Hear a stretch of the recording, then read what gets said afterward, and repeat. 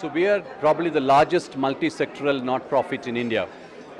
We were set up in '98 and must be now impacting 5 million lives across 15 to 16 states in India. We range our activities varying from child nutrition, feeding kids in school, we feed 1.5 million kids every day, to working with indigenous people, having agroforestry projects, worrying about youth employment and run business schools for the poor. We are into women and their maternal health. We are into safe drinking water in rural areas, so quite a handful. But the unique thing about us is that we are managed by 3 life trustees who sit on our board, and all the 3 of them are very prominent business leaders. Need I add billionaires as well. One who is the chairman, founding chairman, is Dr. Reddy, who is the founder and runs as chairman of the Dr. Reddy's Laboratories, a NYSE listed company. The second is the Mahindra & Mahindra Group, $20 billion plus across the globe into automobiles, or rather into anything that they move or anything that has wheels is manufactured by them. So their chairman, Anand Mahindra, is the second life trustee. And third is Mr. Prasad, Rajendra Prasad, who runs, first generation entrepreneur, who runs a big infrastructure company which builds most of the roads in the country, called Soma Enterprise. So they're on the board, and we mostly outsource poorly run government programs. Does that help? Yeah, absolutely. Well, that makes it clear where you're coming from. I believe it was Indira Gandhi who said 40 years ago that poverty was the worst form of pollution. And how do you think that still sort of works in terms of conferences like this? Because we're talking a lot about biodiversity, but it strikes me that the projects you're working on encompass everything, and you don't really see it so much as an environmental project. The projects you're working on, it's environmental, educational, social at the same time.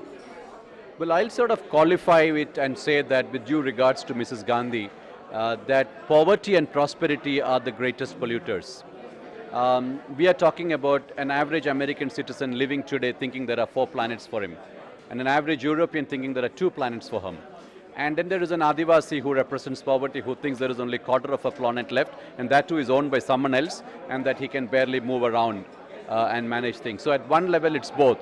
But the challenge is actually not about the enlightenment that has come to everyone, and they are trying to conserve and begin to realize about the challenges. But the challenge is that, the real challenge is, how do we negotiate this with the poor farmer now, who says, I have been burning up the earth till now, and I'm burning it now for livelihood. So there is a link, stronger link, and that's what probably Mrs. Gandhi was alluding to when she said poverty is the biggest challenge. Because here, the issue is not about luxury. It's not about a relative quality of life that the West can claim is important. Here is an issue of survival. And so, unless you can link the challenges of environment, agroforestry or biodiversity to the livelihood of the poorest of poor people, we're not going to find a sustainable solution. And the model of work that we do in Araku is just showing that. Just telling them conservation is not going to help.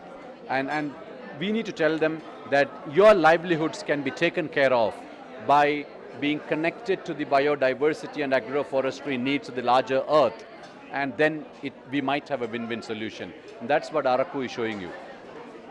And through the work you're doing, do you sense that India is a rapidly growing country and there's a huge middle class expanding probably on a daily basis? Do you sense there is an awareness of what this is costing India in terms of environmental degradation?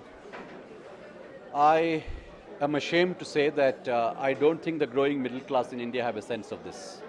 The sense will come barely when there is a scarcity of water in certain times.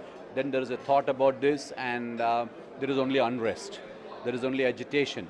I don't see conservation as part of it. I can tell you so many cities in the country where there has been legislations for people to build apartments only if there is a rainwater harvesting structure. And I dare say there isn't one that is followed in this country even today. So I would say that the growing middle class to me is a larger concern than the poor. The poor are very conscious, very strongly worried about conservation, and they're trying their best. But I need to say that more than awareness, I think there is need for stronger enforcement when you violate the needs of conservation as you try to expand into cities and try to go through a different growth of consumerist expansion. And I think that's the missing point if you ask me.